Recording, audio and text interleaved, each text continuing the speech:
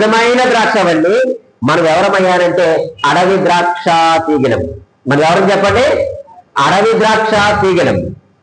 ఇక్కడ కూర్చున్న మనం అందరము కూడా ఒకప్పుడు అడవి ద్రాక్ష తీగలమే.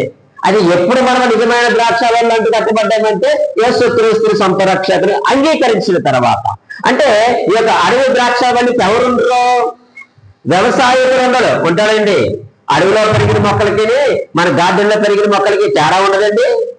అడవిలో పెరిగేటువంటి మొక్కలకి ఎవరుండరు?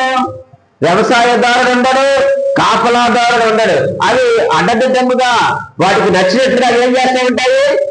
ములుసుకుంటూ పెరుగుకుంటూ వెళ్ళిపోతూ ఉంటాయి. అందుకే మనం కొండల మీదకి వెళ్ళేటప్పుడు దారి ఉండదు, స్ట్రైట్ గా వే ఉంటుందా? ఉండదు. మనం దారి వేసుకొని వాటిని తప్పించుకొని వెళ్ళాలి. ఒకప్పుడు మనం అందరూ ఎవరు వెళ్ళాలంటే అడవి ద్రాక్ష తీగలం మనం. అటువంటి అడవి ద్రాక్ష తీగలమైనటువంటి మనలను ప్రభువైన యేసుక్రీస్తు వారు ఏం చేశారయ్యా అంటే అక్కడి నుంచి మనం కట్ చేసి ఆయనలో అంటు కట్టుకోవడానికి ఆయన ఏం చేశారు చెప్పండి? తీసుకొని వచ్చాడు.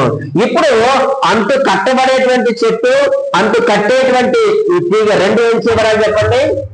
కత్తిరించబడాలి కదండి, గ్రాఫ్టింగ్ చేయబడాలి. అవి కత్తిరించబడకపోతే అంటు కట్టబడదు. ఇప్పుడు ఎక్కడి నుంచి ఒక మొక్క తెచ్చి దీనితో అంటు కట్టాలి అంటే మొక్కని ఏం చేయాలి? నేను కత్తిరించాలి కదండి, ఇలా కట్ చేయాలి.